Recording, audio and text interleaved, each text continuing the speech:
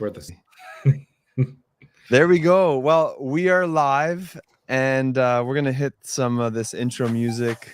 Ooh, Kick it off, just nice and chill. This is the Worship Drummer Hangout on a Monday, a holiday Monday night. Chris made sure that he reminded me of that. Cue the music.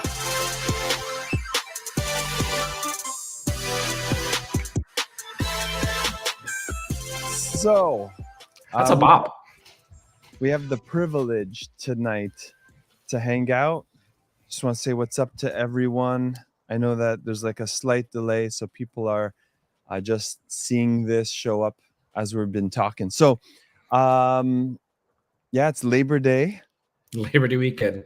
Hello, that's good to finally hang with you. Either we're geniuses for planning it because it's a day where everyone's home, or everyone's like out for fireworks. And they're like, why would you guys In fact, during their fireworks show, they're like, this is not worth watching. That's right. we got to film the fireworks with our phone that we're never going to watch again anyway. That's true. So true. So to everyone tuning in, just want to say what's up. I already see here red symbols from Australia. Good night, Mike. Good old Dylan. What's up, Dylan? Yeah, Dylan. That's Melbourne, right? I think. I'll say yes because I don't know. No, I think so. Avery, hey guys, what's up? Jonathan Flores, ready. Oh, you guys were like early. Look at that. And Gilbert Maldonado, congrats, Chris. Oh, Gilbert, what's up, man? He said to say hi to you, by the way, because he said he's been watching from the podcast days and everything. Yeah. So he appreciates you. That icon, like I see that all the time on Instagram. Yeah, he's good people. I think he lives, I want to say Houston. I want to say Houston has been a great guy to talk with over on the Instagram, and puts out, he's an MD and drummer over there, I think at his church. Sweet. And we all know how difficult that could be, being a drummer, an MD, having to focus on more than just your instrument. So a lot of good stuff. Well, we have a good night in store. I hope so. No, for sure. Like, I've been wanting to have this conversation for a while, so tonight's the night, baby. Can't wait. Yeah, thanks for being willing too. I know we were like, it's a holiday. Should we push this thing a little? But joining from the Bahamas. What's up, Avery? That's cool. Grateful. Avery from the Bahamas. Let's go. Man, I cannot wait to go to the Bahamas. If we could do like a worship seminar there, I mean, it's God's country at least, right? Yes. Go to Chris's website and you can like fill out a guest speaker form. I'd love to. Actually, that'd be great. You might catch me at the beach. I'm not sure, but yeah. Oh, that's good. Sweet. So for those of you who are joining us tonight, feel free to ask some questions in the live chat. We'll get to that later, maybe in about 20 minutes, 25 minutes. I get first dibs on Chris, so I'm going to ask the questions that have been on my heart. And, we'll touch on like social media stuff, TikTok, Instagram world, why you do what you do there. But before we get to that, maybe tell us a bit about how you got started drumming, and you can be as slow and detailed, like take us way back, or you can just like fast track your story to where you're at today. And I'll give you full freedom to take us where you want. It's all started. Okay. Actually, I will get to, because it's kind of important. So when I was like 15, my brother actually was a very good hockey player, ice hockey player, actually. And he was one of the first roller hockey poster boys back in the day. So I start with this because it had a huge impact on what happened with me. So he went off to play what's called juniors, or it's kind of like if it's college and juniors are kind of at the same level in terms of like the pathway to become a professional hockey player. Yeah.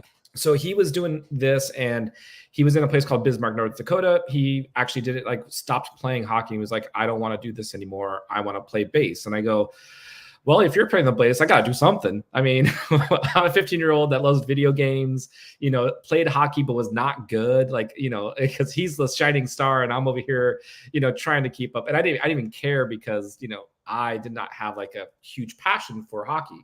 So I started playing the drums. Go like, duh, that's like the two options I had. And it always interested me as a youth. So like a buddy showed me how to play one like linear drum beat when I was around 12 years old. And I was like, this is a lot of fun. You know what? I wish I started sooner. I guess I'll never do it in this lifetime. That was literally my thought process. Wow. So I at this time when I was 15, I was like, yeah, I'll just start playing drums. And my brother and I started a terrible punk band because duh, that's like the only thing you could play.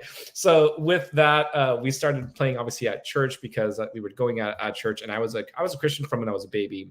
That's a different story we'll get to, where I almost killed my mom in the womb, but that's a different story. Wow. I was a lot of complications at birth, but so we started going to church obviously throughout my whole life. I became like a dedicated born again when I was around 9 years old, doing the baptism thing, making the choice for myself kind of stuff. So we've always been going to church, and thankfully we had a worship pastor at this church that actually cared about teaching others and giving back and letting them know like what dynamics looks like and why they're so important. And so all these different things I probably would have never learned just listening to music. So this worship pastor took his time in helping cultivate our skill to whatever degree. So after a year of playing, punk, I played hardcore and rock because that's the progression, right? You got to go from punk to hardcore music and double bass pedal and all these different things.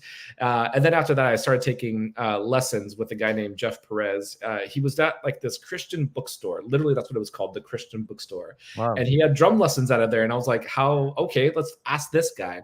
And he literally changed my life in terms of like showing me how to read, showing me about Latin music, jazz music, how to study out of a book called The New Breed. I'm not sure if you've ever heard that book. Gary Chester. No, Gary Ramsey. Yeah. That's the guy. Chapman or Chester? Gary Chester. Yeah, I guess Gary Chester. And that was like, again, that helped me shape like my own practice method, my own way of learning. Cause like, again, like you just deal with so many different independent things and blah, blah, blah. And that was super crucial to like me growing. Cause now an ADHD kid who is also homeschooled now has this like, I have this outlet where I can like kind of like a video game, like, I'm going to do this level and then I'm going to start at this level and then this level, like kind of practicing. And then showed me like Horacio Hernandez and his book Conversations in Clave. Then there was another book called by Alan Dawson, I think, The Complete Drummer, and it had to do a lot with jazz. And like one of the huge things in that was the rudimental ritual, where after you do learn all the standard rudiments, you do it in like a 20-minute process where you play like an ostinato pattern and you're playing all these. So this drum teacher is teaching me like the world of drums that I probably would have never tapped into had I not gone to this Christian bookstore. And from that, I was like, man, I really want to do this. And I was like progressing at a rate because I was just like falling in love with playing the drums, no matter how good or bad I was.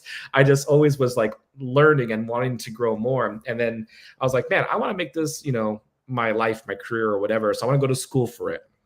And that's kind of like, I went to college, I got a percussion performance degree. They really didn't teach me a lot about drums. They taught me a lot about, orchestral, vibraphone, marimba, timpani, that kind of thing. You had to learn piano, also learn theory and how to compose things and all these different things, which was like being in music for like 3 to 5 years, throwing someone into the deep waters of theory is like, are you mad? Like, what is this? Right.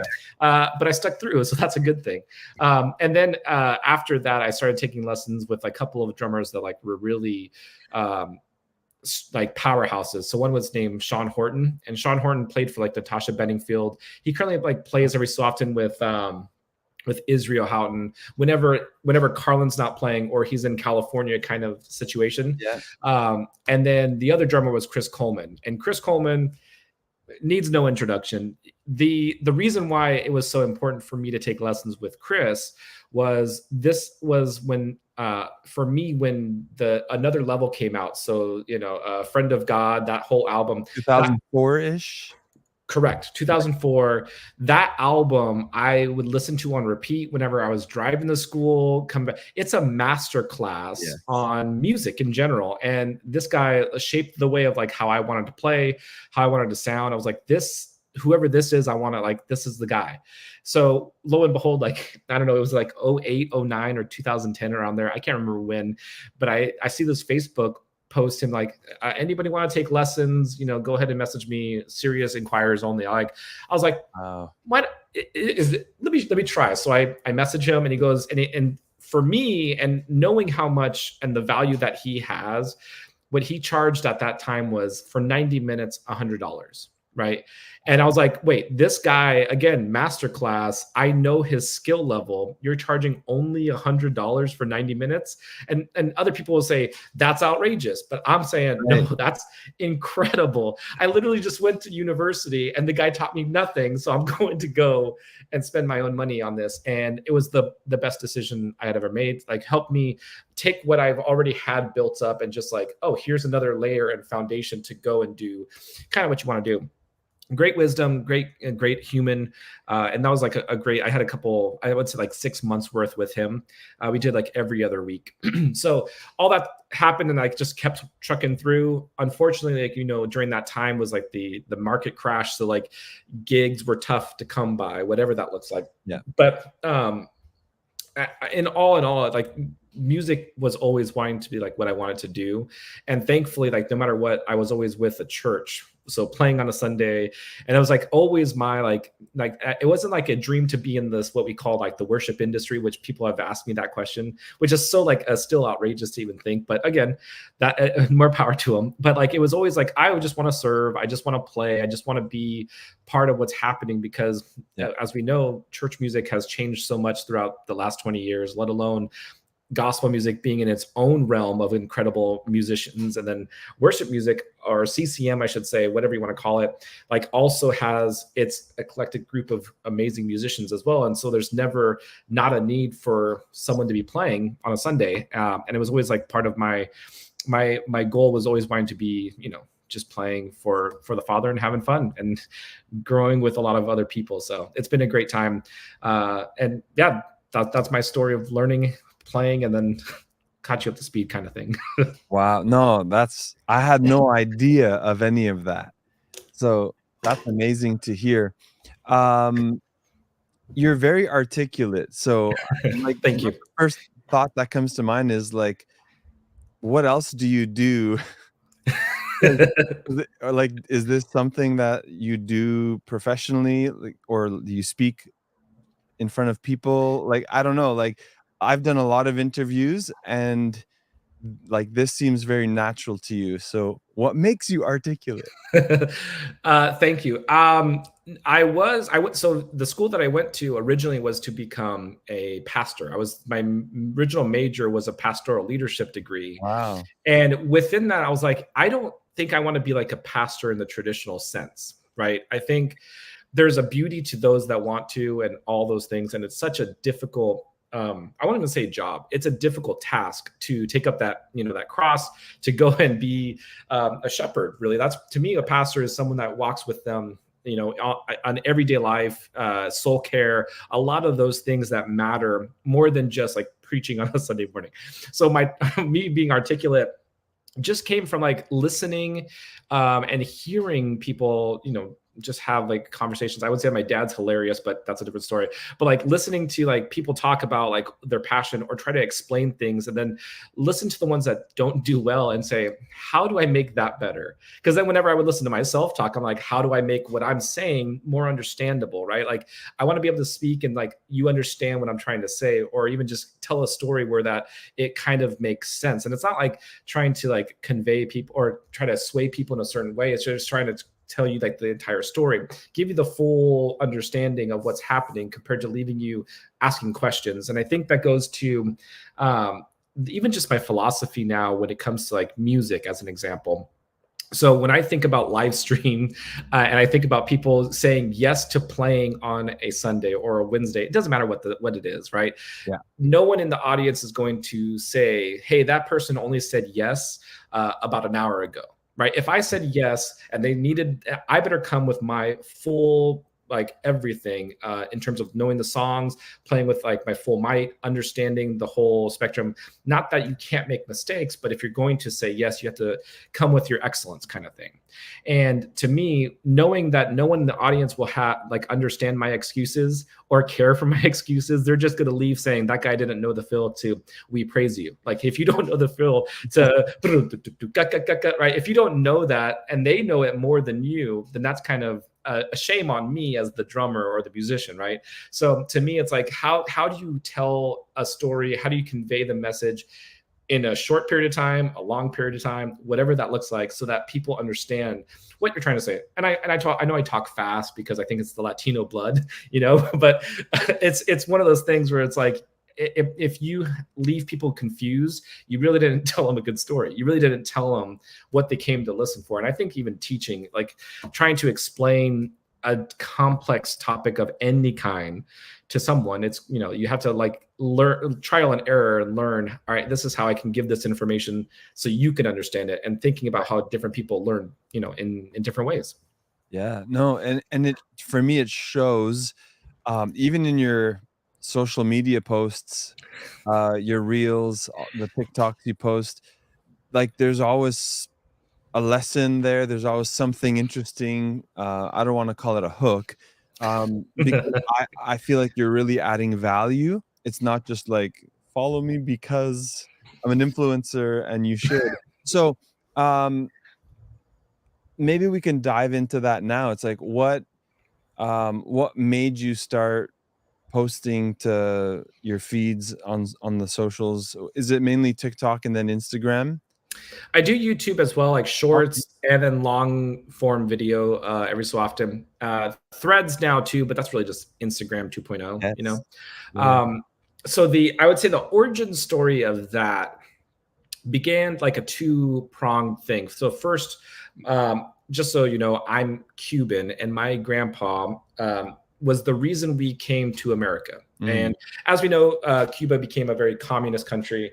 And even though it's still beautiful and so much history and richness, he knew like the implications of probably what could happen, right? And unfortunately, I've never met my grandpa. He passed before I was born. But his one single decision of bringing the family over was something that was like not only a risk taker, but something very courageous, and made it so that generations beyond, like when you even look in that in the Bible, when you have generations and generations, it was all from like a single decision that led to. So this was like kind of for me, like, hey, my grandpa did this thing. I never got to meet him, but he changed the course of my life forever. And I'm not saying like America is the best country in the world, but I have more advantages, let's just face it, compared to, any other country or some countries, right? Just the fact that we can do this have the internet, because when I was there, and this is why I say this, I went to Cuba in 2017, and even the internet itself, right? You have to buy a time card that you can only get a certain amount of time, and you can only go use the internet by any of the major hotels. So people that any Cuban, if there's any Cuban that's like, it lives in Cuba, that's like says anything on your social media platform, thank them and appreciate where they're going out of their way to like, again, doing all the most to just see content or connect with someone across the world. And that's pretty insane to think, where we have easy access, they have a difficult time getting it. So I say that because while I was there in 2017, I was like, man, my grandpa like literally left his home to give me an opportunity to give, like, and he never met me, right? Like that's crazy to think about, but his decision had led to this. And I was like, why would I ever not use all the resources that I possibly can to not only help me, but then also help others, right? Because when you really think about it, like it's that whole Spider-Man quote, which I'm sure they quoted from the Bible, to whom much is given, the responsibility is there. I know I'm messing it up a whole lot, but that's just that mindset. With power comes great responsibility. That's the one. That's the one.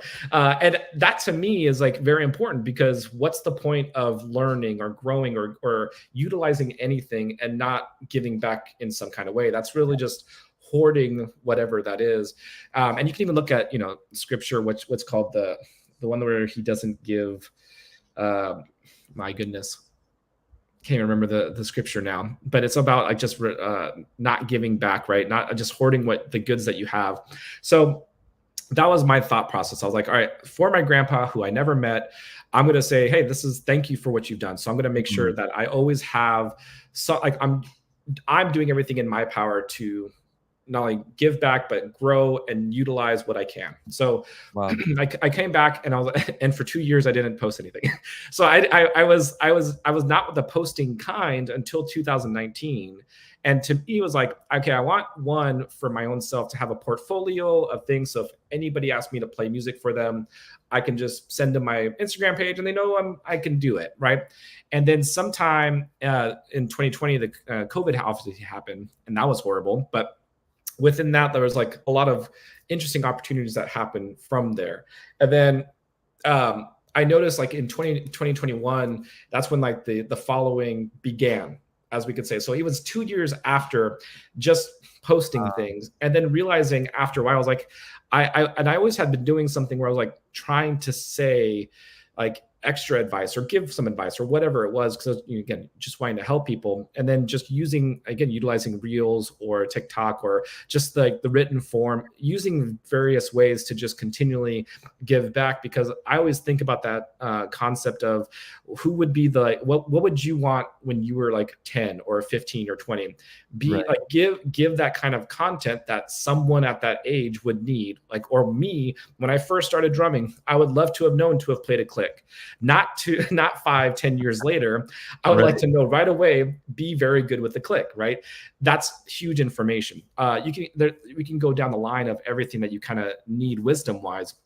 So that's 2019 I started. 2021 is kind of when like things started just erupting, because just different pieces of content. And I was like, okay, if I'm being given this, I still have to continue the course, which is always give some kind of value.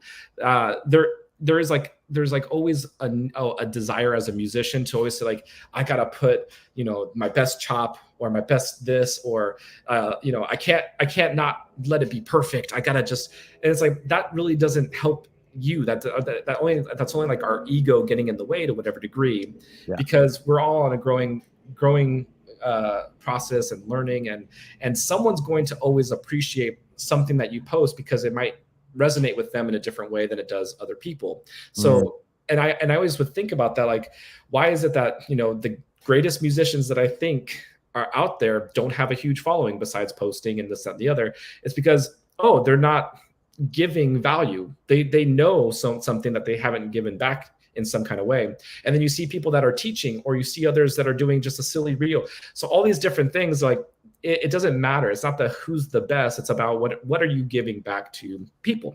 And so when I realized that, I was like, for me, it's like I have to give back no matter what it is, because it's not about just like how good I think I am or how bad I think I am. It's about none of that. It's like, hey, I learned something that you might want to know. You might want to be able to do with your church, especially like the transition stuff.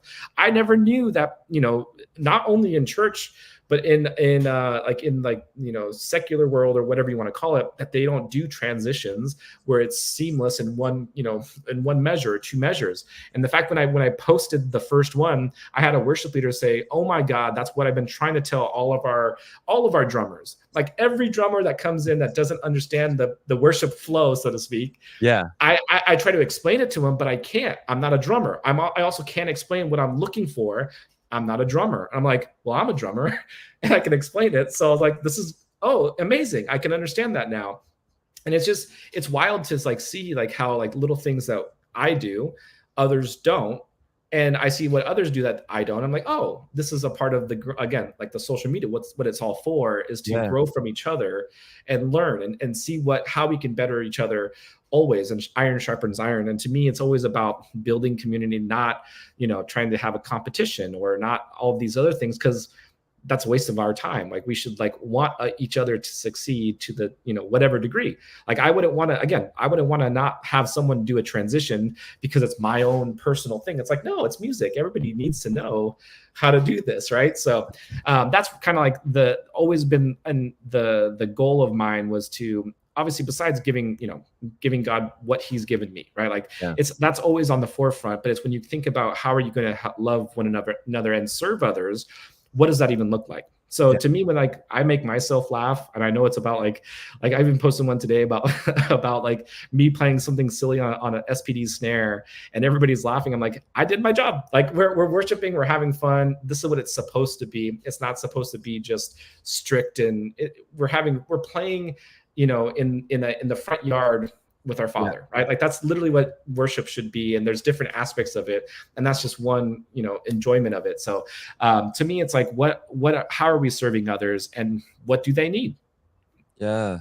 Now, if someone watching this wants to like give back, right, add value, how much time does it take? Because I mean, you're consistent, which is a good strategy for social media too. Is it like, is drumming your full-time thing?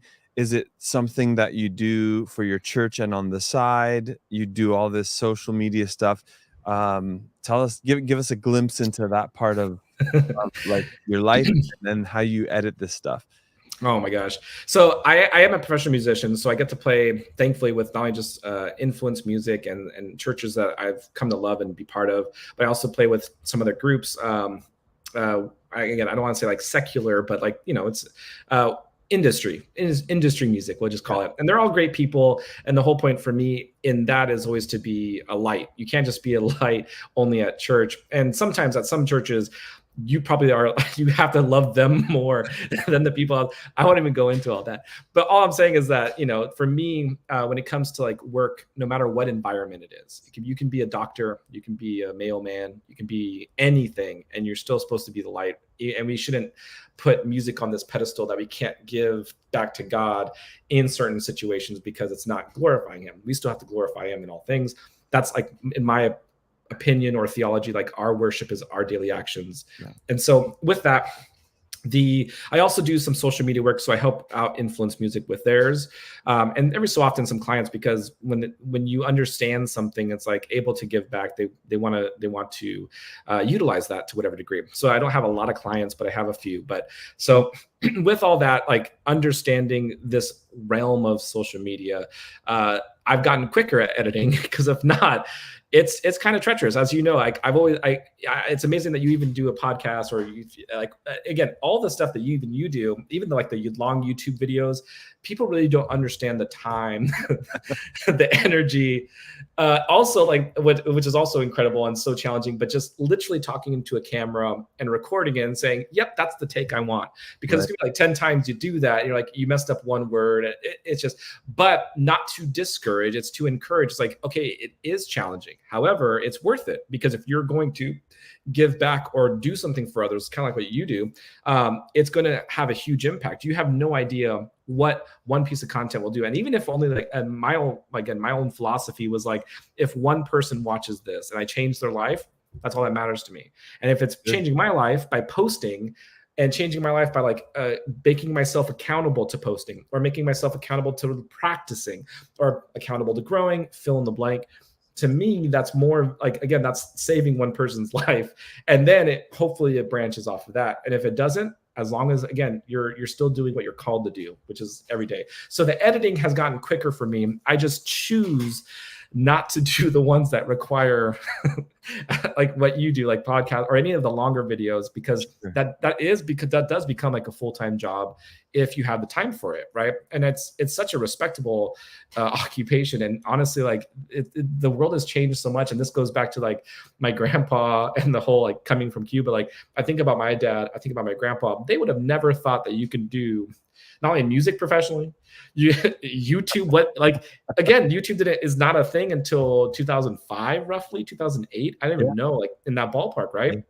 So they would have never thought you could, you know, become a worker on creating videos or creating any kind of thing. So it's the appreciation, the gratitude, and understanding, you know, there's so much you can do. There's always so much you can get done, and you're helping others. Like that's all that matters. It doesn't matter if you're playing the biggest gig or not.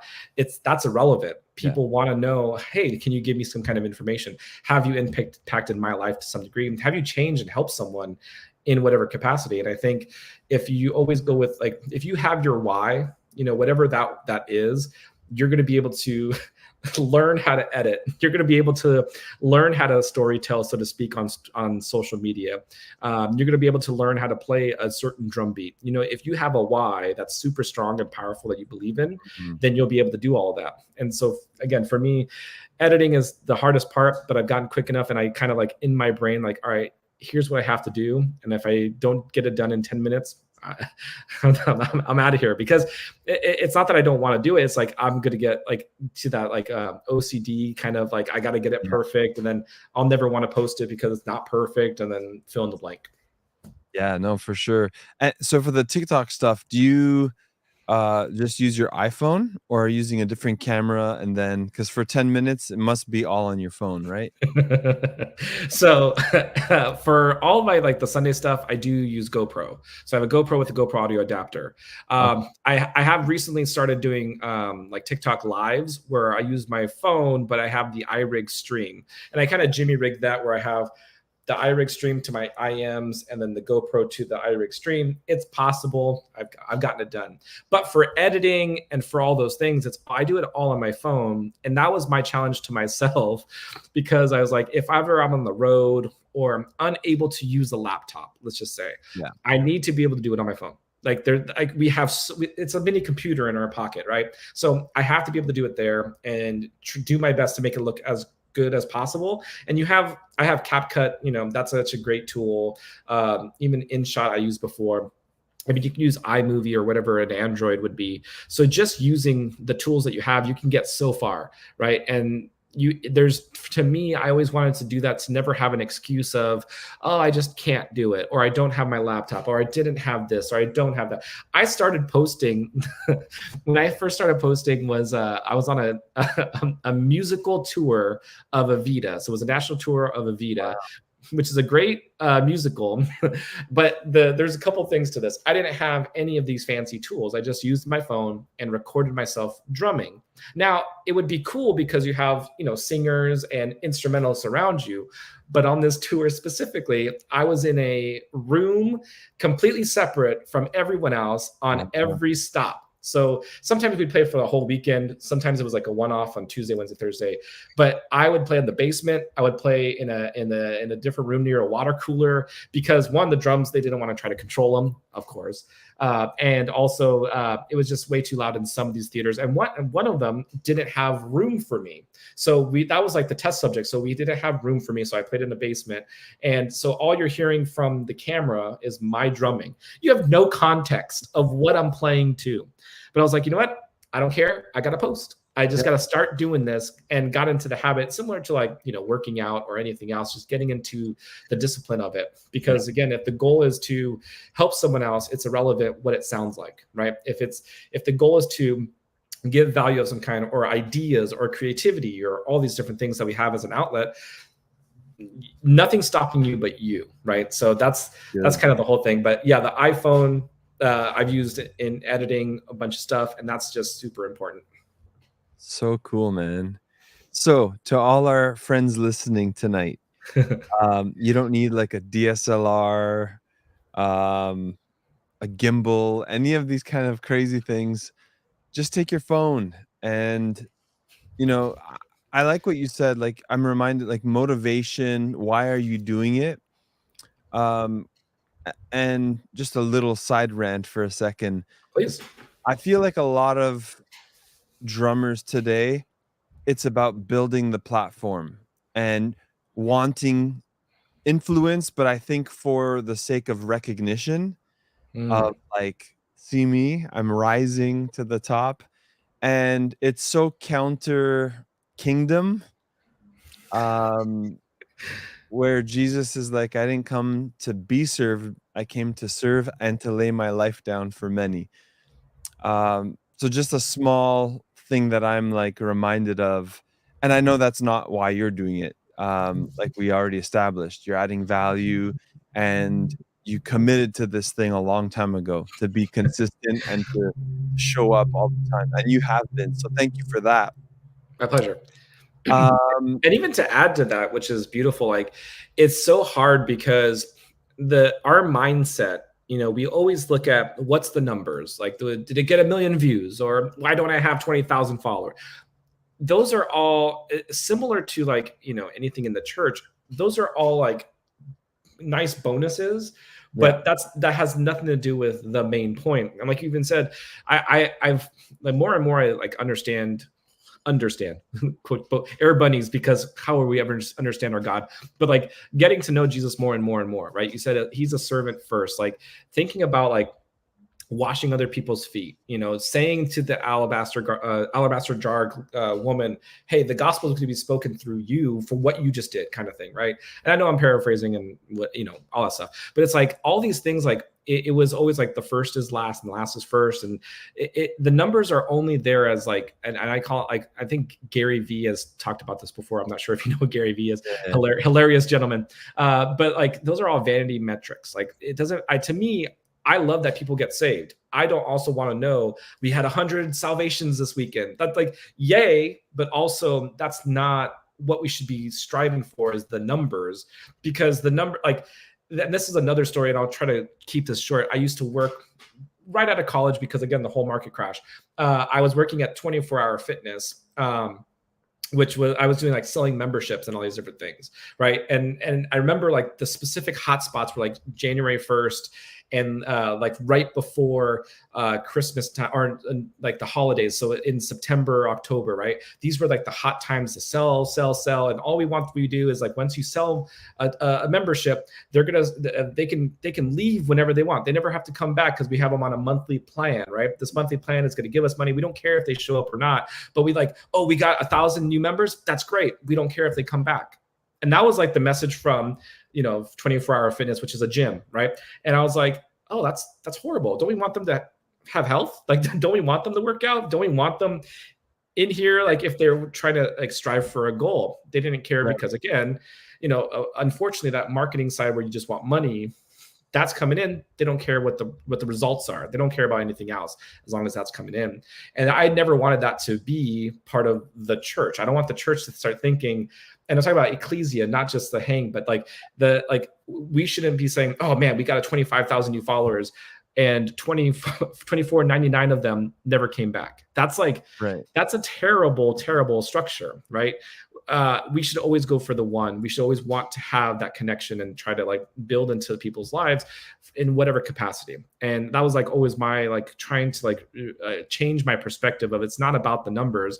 That's like, not that it's fleeting and it's not important. Everybody matters. Everybody's important.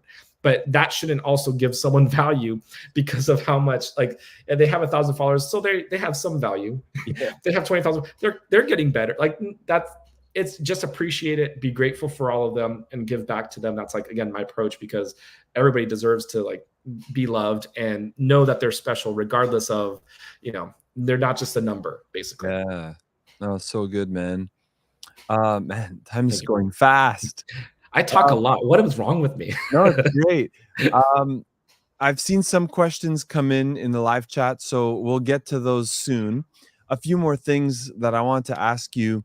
If I remember correctly, during I don't want to say during the last few years, you had like an interesting opportunity to travel with Sean Fucht, and if I'm remembering that correctly, how was that season? Because was it called We Will Worship?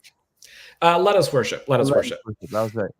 Yeah. How was that experience traveling through America, hosting these worship nights that, you know, had opposition and challenges? Curious to, you know, whatever you're able to share with us. Oh, I'd love to. I was with him for, man, like 15, 20 dates or so. A lot of them were in California. A few were in, you know, what's called Southeast America, so to speak. But there were a lot of fun. I will say I'll never resonate with like politics stuff, but I resonate with the kingdom building and going for, you know, deliverance. I'll get into that, but like the events were incredible. I don't recall ever having like a actual encounter with like the opposition, as you mentioned, like whether they were like trying to like protest or whatever. I was never part of those events, thankfully. I think the one that happened was in San Diego last year during New Year's Eve. Someone like spray painted on the church's wall, and they like broke a window or two, but nothing really harming and coming close to harming us. Yeah. And, which was a great thing. They were all incredible. It was so much fun to play with him. He's a very great, that's not even good English, but he's a very good corporate worshiper. Like he's able to listen to the Spirit. He's able to like spontaneously flow like no one else can. And I admire his ability to do so. And it was just a lot of great times with like a lot of good people, like a lot of the like band, like some of them played at Jesus Culture. So Isaac plays keys, and I've played with him over at the church in Jesus Culture, not the whole group. But Jamie is the guitar player, also plays at Bethel, and you know I've played with them. They're great musicians. Like you learn so much so quick with these guys, and it was truly a great time playing with them, playing for 2 hours plus. I remember the. There's a few that come to mind. The first one, when I speak of deliverance, it was in Mobile, Alabama, and it was a huge field, and I think we were there for 3 hours playing. No joke. It was 3 hours, and it was supposed to be a live album recording. And there's so much to this story. So leading up to it, I get a text message, hey, we have 2 brand new songs that you have to learn, and we're going to record them. I go, oh, thanks, Jamie. And this was literally while I'm driving to the airport, and Jamie's the guitar player and producer for Sean. And I'm like, cool, just send to the Dropbox. So I'm in the plane learning, charting out the drum parts, because like if it's going to be one, if you're ever going to play live, you should know your parts.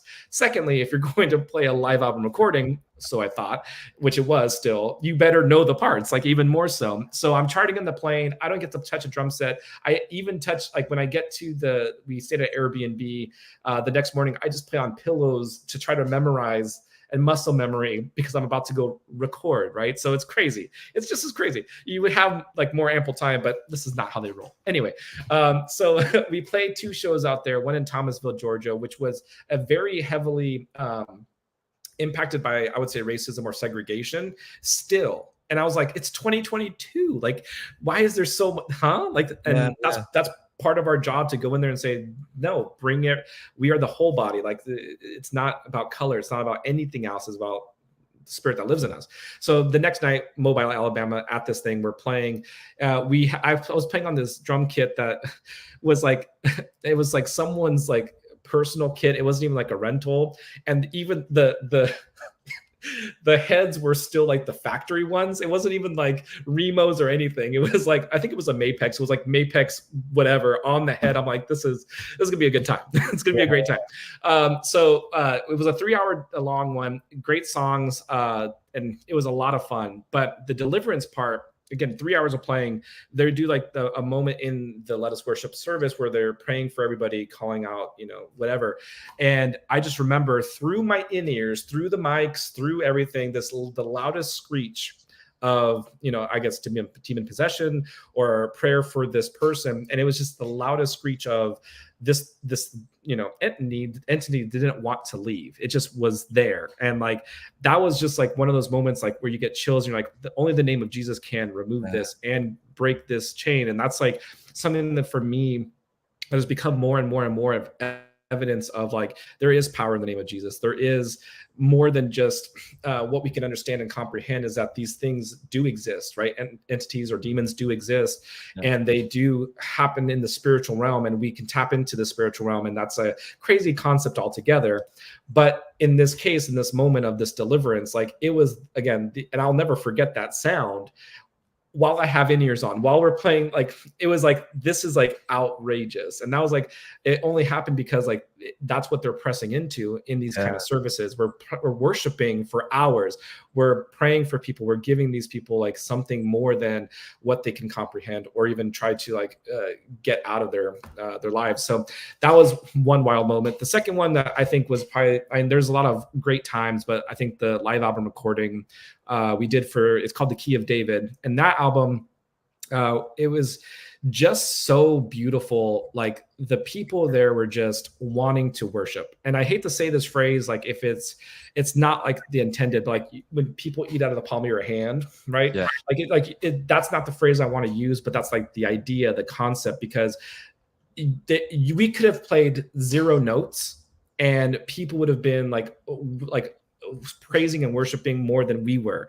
It was incredible to see like people just very hungry. Like it was, and again, this was like beginning of 22, so just after like kind of COVID stuff, and like this is like one of those things where everyone was just like wanting and striving for his presence, and it was such a fun experience as a drummer, knowing that this is a live album recording, knowing that at any moment, like that we can all go on different tempos, like it's going to be chaos. The crowd mics were super loud, so it's just like you better be paying attention, and to be able to control emotion, to control like dynamics, to control these things where people are just hungry. It's like a duality, right? Like you're trying to worship, but also I have this mission that I have to get done, and I can't divert from course, because if I do, it's not going to get on the record, right? That's literally for live album recording. It's the drums and the crowd mics that are really picking up everything. So it was just a beautiful experience, because there was moments in that where it just like let people sing, right? I was like, I got to stop.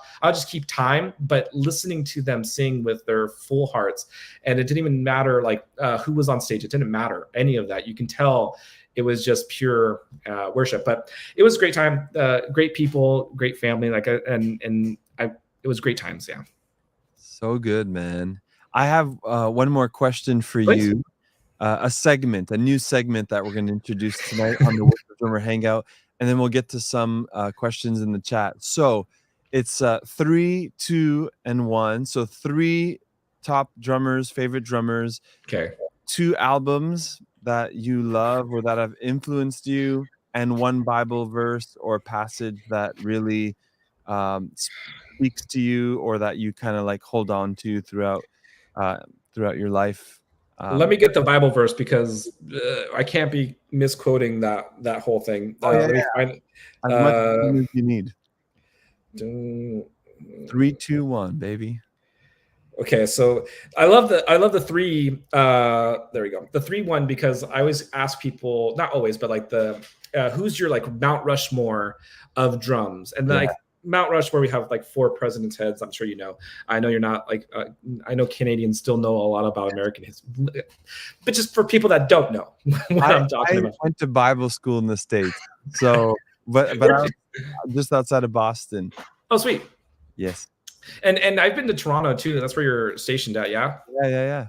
A long time ago, but Canada's so beautiful. Like again, with the hockey stuff, like British Columbia is beautiful. I know it's far west from you, but like Toronto, Quebec, Montreal as well, which is the same thing. And Ottawa, all of like hockey towns. Like it's just beautiful places. I grew up in Montreal. That's my hometown. Okay. And then moved here in 2008 when how old was I? Like 26, I think. 26. Okay. Yeah. Great. And Canada, it's just such a great place. And anyway, that's a different story. I love Canadians because, again, playing hockey, and I still ref ice hockey every so often. It's one of my secrets that I love doing. It's just like a passion. Like I've been in hockey all of my life. And I know it's like, oh, Canada, you just talk about hockey, but no, I talk about it because like a lot of Canadians that I've known growing up because of it, and like the greatest characters. And like, I think, and that's a testament to like what's really taught up there is like, just doing it more for others, or just having like good, like moral values and trying to give back. And then obviously we're not all this thing. Not all of Canadians are going to be perfect, but anyway, that's a different story. So my three, oh man, because at each stage of my life, there's someone different, but currently I'll say Larnell Lewis, from Snarky Puppy. He's local to Toronto. Amazing. Amazing. Have you talked with him before, or? I met him backstage at a Fred Hammond gospel concert. I got to sit for 3 hours behind Calvin Rogers. That was going to be another one. But yeah, Larno, I think that Zildjian live solo that he did, besides everything else he's done, I think that's, to me, that's one of those landmark you'll always be remembered for. That's like the clutch moment of, it's just super tasty, excellent skill, like accuracy, fill in blank. It's just a great, he's nuts. He's beautiful in everything he does. Like, it's just the tone that comes out of his drums. And obviously what's that called? That's that one song, Lingus, like that. It's just like that pattern, even though it's like Latin, it's not like a Latin pattern that you can just play. It's so crisp. Oh, he's one of them. Calvin Rogers, I mean, that's just, you have to, whether you play, it doesn't matter what genre you play. And because of him, I would say, like, I didn't know this till recently, but have you heard of Mike Clemens the third, or Poindexter the third? Oh, and like Big Mike Clemens? Not Big Mike Clemens. Sorry, it's Clemens Poindexter, but he plays for Khalid. His name is, what is his Instagram? I'll have to find it, but he plays for the artist Khalid. He's also played with, I think it's Marvin Sapp. Let me see his Instagram name. Yeah, that's what I'm pretty sure. Is it Clemens something on Instagram? Let me see. I know it's something the third. Oh man. Oh yeah. Clemens Poindexter. Yeah. Clemens drums. He is incredible. And I came to find out recently that his uncle is Calvin Rogers. So I was like, no wonder. Obviously, like, you have to, put in that work. But if I had an uncle that was Calvin Rogers, I'm gonna play drums. I'm gonna learn. So I think I put them together because Calvin is obviously Calvin. We have to pay respect to have like all the creativity that he's done. Like you said, like, you watch him and you're like, question marks, like, what are you doing, right? And the first one for me, I go back to Chris Coleman. He was the like that one, because again, there were so many drummers growing up. Like, I loved Green Day, so of course you could have loved like Trey Cool and all them. I loved like, obviously, growing up, Slipknot. You had to know who Joey Jordison was, right? Like all the usual cast, right? But when I heard Chris Coleman, that changed everything for me. Like, it was one of those, and I was like, man, if he can do that for me, if I've done that for someone, that's, first of all, insane and super humbling. But I just know what Chris Coleman has done for me in just like listening to him play and understanding where he's coming from. And just, again, that whole album with Israel was a masterclass. I think the song "Come In From the Outside" is a great one. "You Made Me Glad," like, that's he does like a songo groove with there's just, it's just like chef's kiss. You can't go wrong listening to that and developing skills from just listening to that. If you listen to the DVD, they have Minstrel's Advance on the DVD, and they're in like an odd time signature. Then they go to 4 later. It's like, oh my gosh. I remember watching that over and over again. If you know how people say, like, if you watch a tape, it kind of burned. I watched the DVD and I'm sure there's scratch marks in it. It's incredible. And that was one of those, again, that I didn't know that was him until I had to read the credits and fill in the blank, yada, yada. But just listening, I was like, this drummer has changed the game, in my opinion. Yeah. So in case you want to hear Chris Coleman on a few other albums, I think he played on BJ Putnam's. And Glorious, the famous, like, that's him playing the drums. I think he played on both albums, but I know that one for sure. Yeah. He currently plays with Beck, right? That nobody, but he's played with a few people. So this was actually this is like a hidden secret, but really not hidden. But he played on the last Prince album. I know this because while we were taking lessons, he was telling me, he goes, yeah, I'm in the studio with Prince right now. And I'm like, oh, that's cool. Like, he goes, yeah, but I can't talk about it at all. I can't do any like magazine press. I can't do any of these things because I'm not, like, NDAs, right? Non-disclosure agreements. And he could not talk about this, like, pretty much like career-changing opportunity. Yeah. Because of just legality things and other stuff that was going on. And mind you, this was back in 2010. Okay. fast forward 12 years, and unfortunately, obviously, Prince had passed shortly thereafter. But in 2022 or 21, they released that album. So it's like he had to wait over 10 plus years to even show anybody him playing on the drums for Prince. And I was like, that's heartbreaking. Also, welcome to the music industry, everybody, where you can do something and it never comes out. Like I said, the Mobile Alabama with Sean Foyt was a live album recording. I had 2 songs that I played on that were not on any of Sean's other albums, and they didn't actually come onto Sean's album until when he did like the Washington D.C. one. So it's like, and that was someone else that did it. Oh my gosh, he's acoustic as well as drummer for Bethel. He plays acoustic. Oh my gosh. Oh, Italian name. Yes. I even has the same haircut.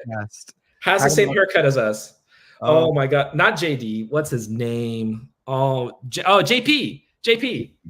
Yes. JP. And he played the drums on that DC album. He crushed it as well, obviously, for obvious reasons. Yeah. But like knowing that, like, I was supposed to like play a song that had never been recorded before. That's great. And it didn't get taken. I was like, oh, Chris Coleman set me up for this. Like not playing a song, like not showing an album for 12 years or 15 years. I really can't complain because I wasn't on, one for 6 months, 8 months, whatever. Right. That's like, it's not even worth it. So I was like, this is just part of that. You get used to understand that like not everything's going to be perfect, in that part of the industry. So anyway.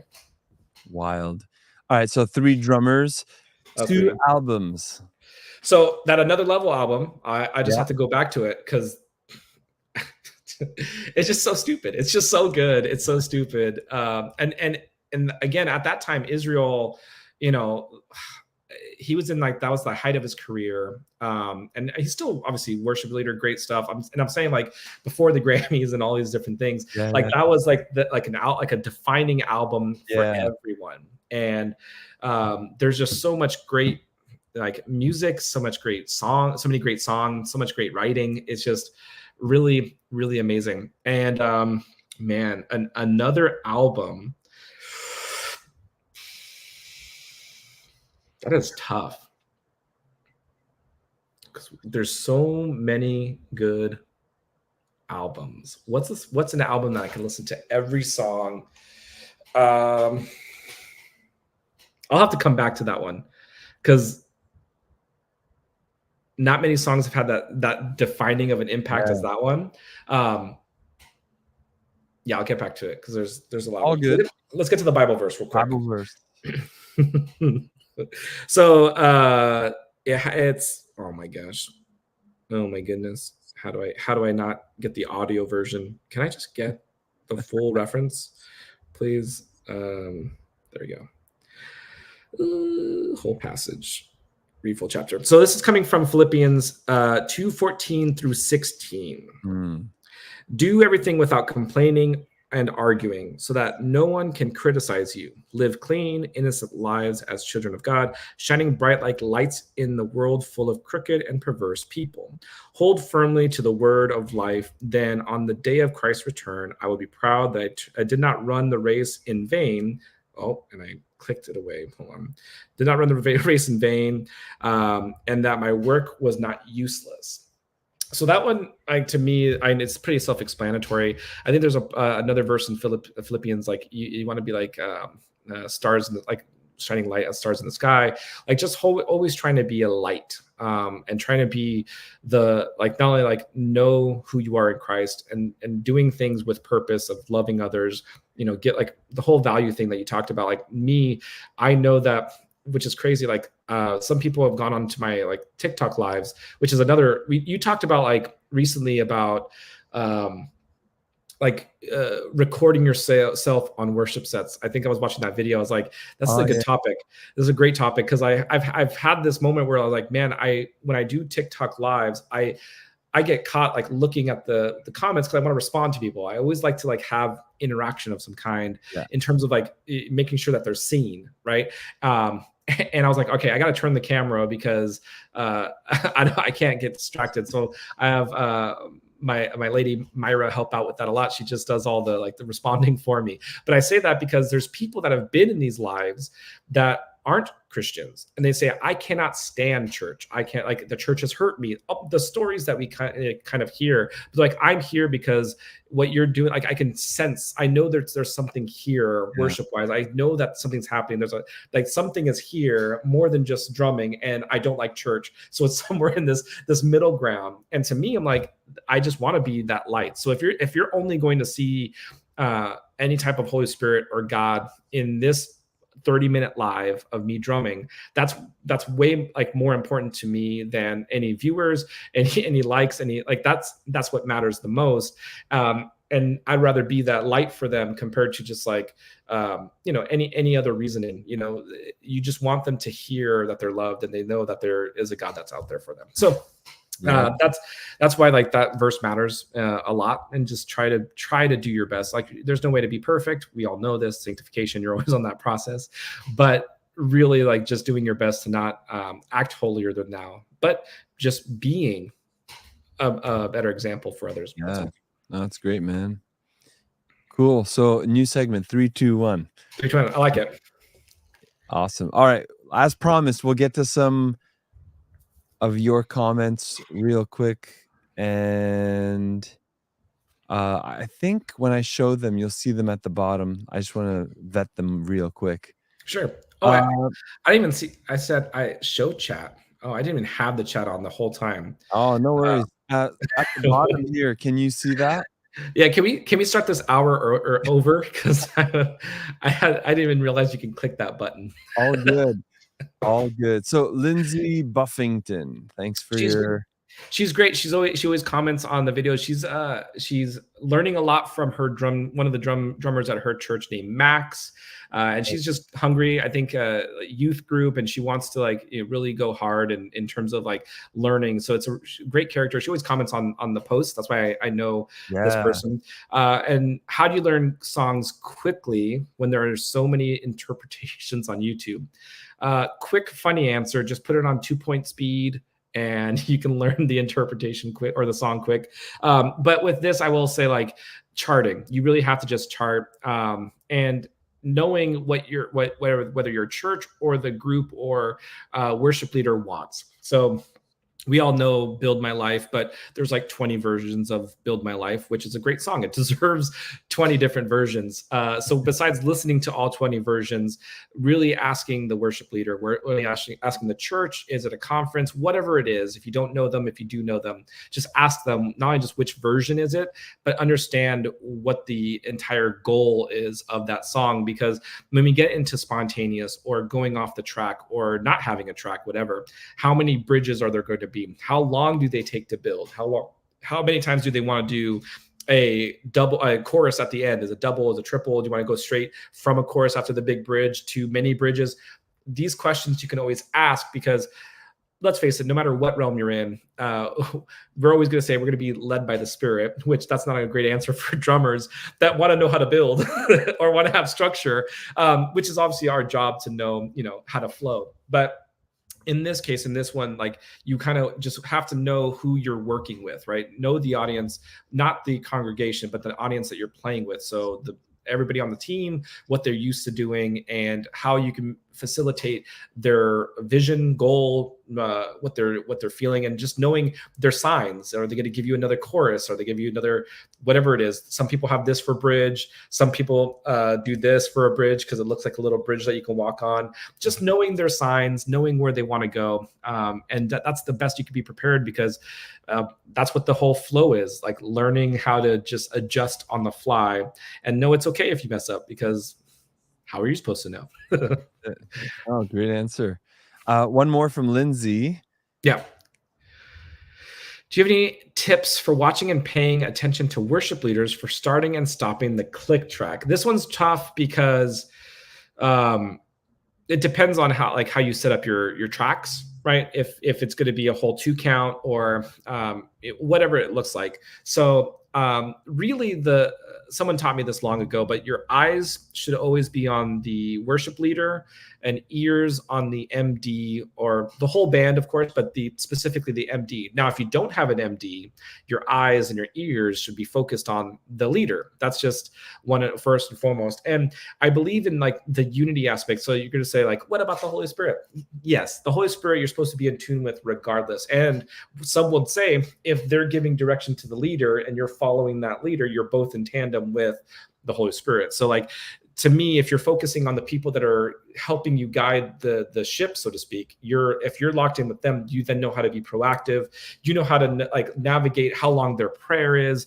That's something I should probably post more of, because that, for example, the Father's House, there's moments where we'll do like 2 songs. Someone will come up and talk about offering or a prayer or a story that is relevant to the next song or the sermon, whatever that is. And we're underscoring, and we have to fire as soon as they're like kind of in a certain area of prayer. So everybody's different with prayer. You have the people that will talk for 25 minutes, like kind of like I have tonight, or you'll have the quick 30 seconds of thank you God for this day, amen, and they're gone. They're like, look, fumbling the the play button.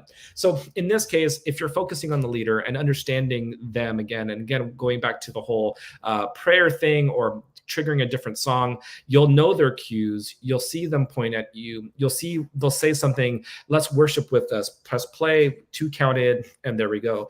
So just really focusing in on the leader and having that intuition of being proactive, of like anticipation, like you're always gonna tell me, I gotta know when, and press play, right? So that's the kind of idea, is just being proactive and again, always being on the edge of starting, because you can always stop it, right? Yeah. But if you're laying back and you're waiting to be reactive, then sometimes you're gonna come in too late or whatever that is. So just being really mindful and being proactive of just being on your toes the whole time compared to like on your heels. Beautiful. Move on to the next question from Avery. Brief rundown of your gear that you record with and brands, drum cymbal sticks you play with. Great question. For the recording stuff, I will say I have a GoPro 10 Black with a GoPro audio adapter, which goes into a mixer. Do I can't. I have all my stuff, but so the GoPro 10, or I'm sorry, GoPro 7 through 11, you have to get the model, the black model, the Hero Black, whatever it's called, because that's the only way you can use the GoPro audio adapter.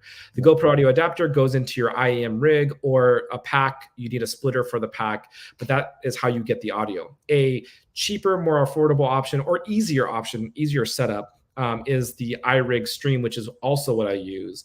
And all you need to do is plug that straight into your phone. They give you adapters for your phone. You'll just need to buy an RCA cable, which is the red-white one that plugs into the IAM rig or your pack.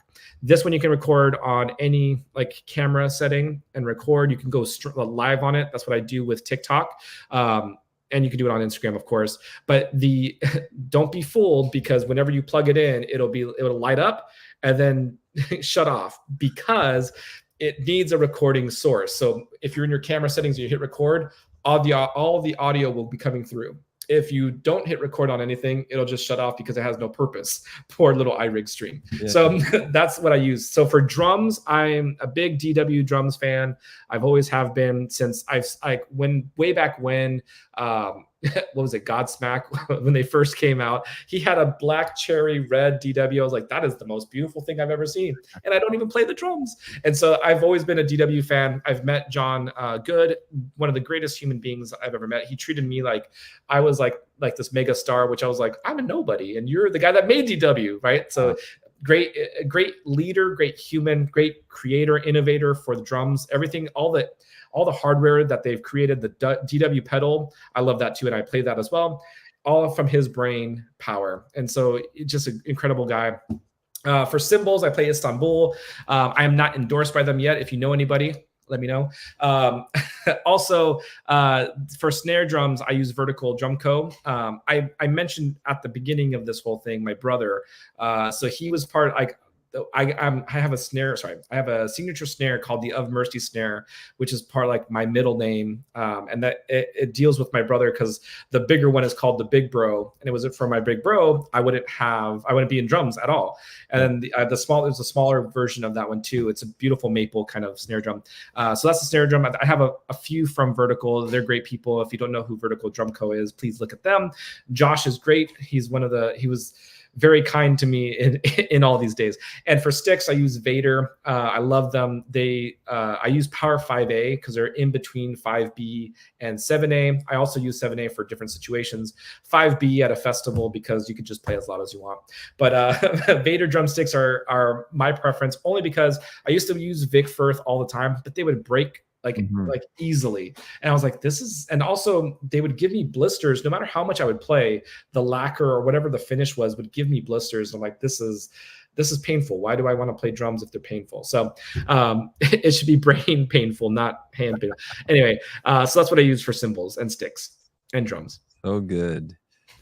Blazing through it. All right, here I'm assuming this is Myra that you mentioned. Yes, this is her. She's wonderful. And I guess she wanted me to tell this because it's one of my shameful moments. But okay, so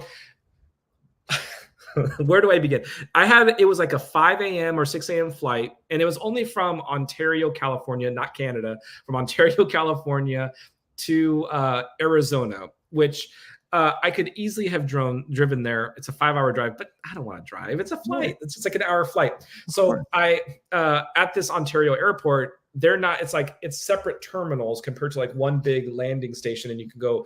So I get there and I'm like at Terminal 2, and I'm like, oh, I'm right on time. I'm going to make it, blah, blah, blah. Come to find out it's Terminal 3, and I have to hike like at least over a mile. Like literally, I either go to my car, which was a hike, to drive over to then go in. I was like, I'm just going to start running. And I'm not a runner, and I am not wearing running shoes. I have like boots on because I'm about to go play with Sean Foy. So I'm running, I'm huffing and puffing. I'm saying, I'm not going to make it. I'm not going to make it. I was telling her on the phone, I was like, this is not going to happen. I'm not making it. And so I get to the terminal, and no joke, it was like 15 minutes prior to the flight leaving, they closed the doors, which normally that doesn't happen. They close it a little bit later. I thought I had more wiggle room, but at this airport, not so much. So I definitely missed the flight. And I was like, I have two options: find another flight immediately that gets me there before 12 p.m. sound check, or start driving. Wow. Needless to say, I started driving. Yes. I drove over there, and it was a great hike, but it was great. We played, I forget which, it was an outdoor event with him, and it was really cool. We had like two different sets. And when I saw him, he goes, wait, someone said that you drove here. I go, yeah, Sean, I'm not going to let you down. I'm not going to let the team down. Like how awful would it be? Like, hey guys, just not going to make it, missed my flight. Oh, I can drive there. Not going to do it. No, if you say yes, everything in your power. Cause if it was like a drive to Nashville, that's not happening. Like it's like a 12, 15-hour drive. That's impossible. But if it was like this, which it was a 5-hour drive, it's no skin off my back. I just had to go and do it. Love it. Thanks, Myra, for bringing that up. How dare you? That's great. Just shouting out some people watching. Chris Stanley, another great drummer. Amazing. Love his content. Avery's still there with some questions. We answered one of hers. Or Avery is she? It's a duel. I don't know. Sorry. You can say they for now, just to know who they are. Yeah. And then when they tell you. Thank you, Avery. Thanks, Avery. For your love and your patience with me. And there's a comment. Okay, this is the last one we'll take. All right. And then we're going to wrap this baby up. But I really appreciate you asking me before you ask this. I've always appreciated all you've done for everybody. And I'm sure everyone learns something and is grateful for all the content you do put out there. And I was noticing that you're also a pastor too, which is great. It's not easy at all, and I commend you for all the hard work. It's a blessing, and like I said, like I'm sure many people are thankful for what you've done, and I'm sure you also have a lot of fun hanging out with other drummers. Like it's such a great world, the drumming area, because like you just get to meet so many great people. So thank you again for having me. Hey, thanks, man. Yeah, full-time lead pastor. I mean, and then 3 kids upstairs sleeping. Tomorrow is the first day of school Oh, here. wow. I know it seems late, but it's always after the Monday holiday. Do you So have Labor Day too, or no? yeah. You have Labor Day up there as well. I'm sure now my brain's like, is it called Labor Day? No, it is. Yeah. Labor Okay. Day weekend. Monday is the day off, and then we go. School always starts the day after Labor Day. It's funny because Labor Day is the start of the youth hockey season. So I refed a couple games during the tournament because you got to have tournaments. I'm not sure if any of your kids play or not, or I'm sure you know people that play it, obviously. Oh, yeah. But everybody waits until then to like the season starts. So September 1st is always a big, crazy weekend. Yes, that's cool. This Avery is a male. Hey, Avery Male. Yes, we got you, man. Forgive John. Forgive John. Yes, please forgive me. All right, John, let me get this question up here. Let's see if it all shows up. It does. Okay, so Yes. Yes, I recently made a video about stop recording yourself at church. Just for clarity, I'm going to come out with another live video where I'm going to talk about why we should.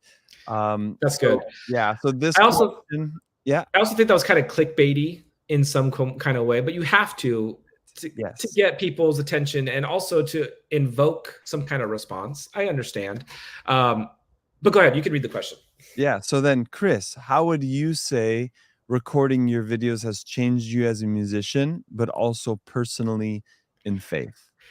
So I am going to fully disagree with you or how I'm pointing at you with recording yourself playing drums at church, because of the fact that it helps so much with everything that you play, listening back, all these things. Now, the point that he was making in that video, for sure, the distraction, the beeping noise, I hate when that happens. And you said you could turn that off, but I'm lazy. I mean, come on, there's so much to do. But yeah, and then also, like I mentioned earlier, like doing a live where I'm reading and not like, I believe you could still like worship while being distracted or looking at other things, because that's not worship. Worship starts in the heart.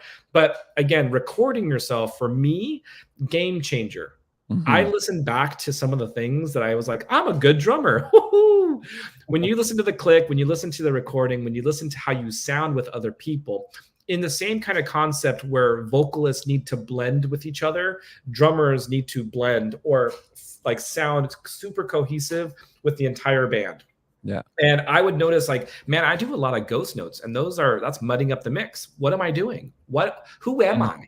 So there's so many things that you have to then like untrain yourself by listening and having a critical, not self-deprecating mindset of what you're doing, but very critical and trying to grow and expand what you play. Because if you're always thinking this is good enough, I got this, you're not really going to grow, and you're never going to like achieve your next level of skill. And that goes with anything, even knowledge, education, which is kind of the same thing, but drumming specifically, you want to be able to listen and say, okay, was that snare drum a flam with my 4 on the floor kick? If it was a flam, I need to make that solid, right?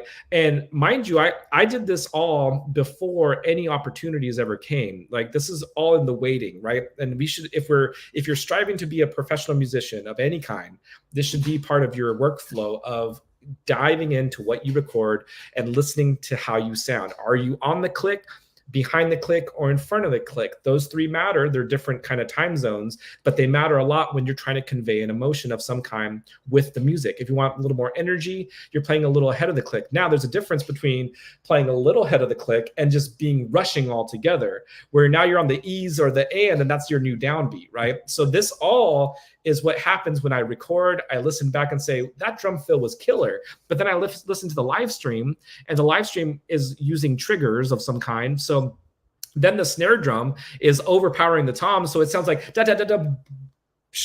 What kind of fill was that? So again, now listening to live streams, because we have that tool. If you don't, understandable. But again, just your GoPro or anything that you're recording, even just from your phone, listening to how you sound, because that's going to tell you, are you in time? Are your 16th notes even? Your 16th note triplets even? Is your dynamics? All these things are going to tell you so much about your play, because we're in the moment and we're doing whatever we are, and we're not going to be able to listen to those little nuances until we've done that. And not even just in church, but by the way, but in your own personal practice, your intentional practice, record yourself so that you know how you sound and you can always improve. So when it comes to like your personal faith, I don't know how those are coexistent. However, as a musician and being someone that's been in church pretty much all my life and understanding the value of not only deepening your theology, not just knowing the Bible and not knowing what just, no offense to pastor, not just like knowing what your pastor says, right? There are so many, you have to dive deep into knowing who God is, right? You have to know who he is through and through, whether it's reading only scripture, exegetical work, knowing what like theologians have said over time, just then from that branching off to understanding I have to believe in this God that we serve. And like I mentioned earlier with the whole, like not the demon possession thing, but like knowing that there's only one name that can like drive out demons in some kind of way. And like, this is a wild concept if you're not a believer. If you're a believer, like, oh yeah, demons are, we know they're, but if you're not a believer, you're going to say like, that's mystical talk. What are you talking about? But then you have to know the truth about what are these things, right? What is happening at the spiritual level as well as the physical level. And then in like the plane above. So like the faith that we have to build is from knowing who the creator is. And one of the many things that I've done is like, be silent. Like you find him in the silence. We are always making noise. We have to be able to calm our minds down in terms of not like meditation or new age stuff. I'm talking about literally like not thinking about 20 other things. And it's hard to do as a drummer. We're thinking about that all the time. So being able to like slow it down and be in the silence, search for him in the stillness, understand who he is, not just by scripture. That's a huge way to understand who he is, but understand like, if he's all good, what does that actually mean? What does the fruit of the spirit look like? What does loving him with all our heart, soul, mind, and strength and loving our neighbor as ourself look like? These are the like key core points to what Christianity ought to be. And if we're going to love him with our whole heart, soul, mind, and strength, what does our emotions look like? Because that's our heart. What is our mind doing? That's our, like, the mind is the biggest battlefield. I mean, even like what Joyce Myers wrote a book about that, right? Like, or T.D. Jakes, one of the, or both. They probably all wrote it. Battlefield of the Mind, Joyce Myers. Exactly. Thank you. Yeah. So there's so many resources to grow in faith, and don't just do it because other people are. Don't just do it because your pastor, your mom, or your dad told you. I had to grow away from like religious thought because it can be damaging. So when it comes to faith in Christ, knowing that he was alive and he does cast out demons and he did serve others and he did the things that we ought to do. He picked up his cross daily like he told us to do. He showed what obedience was up into death. To love your brother as you lay down your life. He showed all that through the example. And in that, we have to trust that, you know, the authors that wrote the Gospels were true, and you have to believe in that and have faith in that too, because there's so many things about our belief system and our faith that we have to like say that's suspect, but we have this truth that it's always there, because it's like without it, not that it crumbles, but like there's so many reasons to believe in the power of who Jesus is. So good, man. So I don't know how that recording ties into faith, but I will say that to being a drummer that serves, you have to have a good faith, because again, you can't. There's no point in making those recordings. Anything you do is irrelevant. It's just music, which music is great. It saves a lot of lives, but if there's no faith behind it, if there's no like again why or reasoning behind it, it's kind of superfluous. Wow.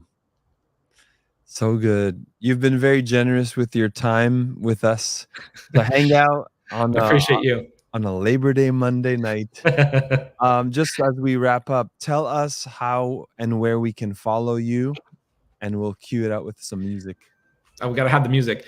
At Chris Garcia Drums. My name is the most common Hispanic name out there, which is incredible. I was able to find the drums part of it. So on all the platforms, and I'm very I'll try to respond to everyone in comments specifically, because everyone matters, and I try not to let anybody go to the wayside. And if I do, I apologize. I'll just send you a GIF, not a gift, but a GIF of some kind of like thing. But yeah, hang out with me and hopefully learn one thing or two.